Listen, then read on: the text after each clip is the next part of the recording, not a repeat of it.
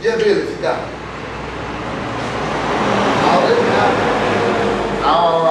Untuk yang berfilar mak crossing nungkang.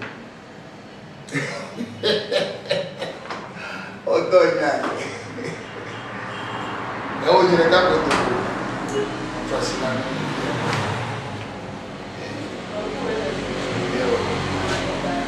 Yo, mau nak makan yo. Mau nak. Apa? Oh, dah banyak makan ada tu. Ini kau ni. Agak top beli bukan dekat semua nanya berifun. Asia, wah mulai nak tahu. Magati jo, siapa wah ini dia apa? Oh, mana mulu apa? Dekat apa? Atau peko. Dia pun apa dia hokan. Nasi kau nyama, enggak kau. Ya.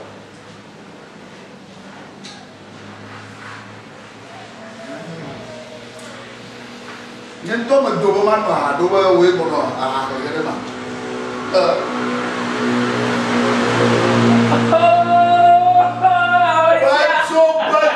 Baso quay xịt cái đó này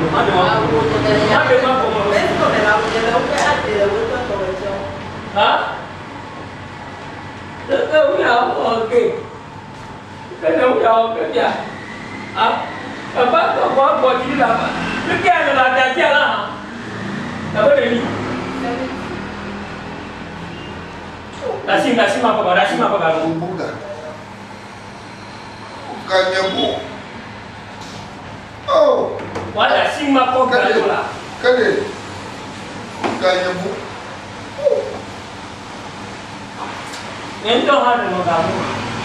Betul apa sih? Oh, but no one hore. Again, no one get. Lepas tu bukan ni lah. Alaka puna gana ma, alaka wah puna gana ma. Oh, alaka puna gana. Alaka gana ma, kita. Jadi, mau kau nak ada tu?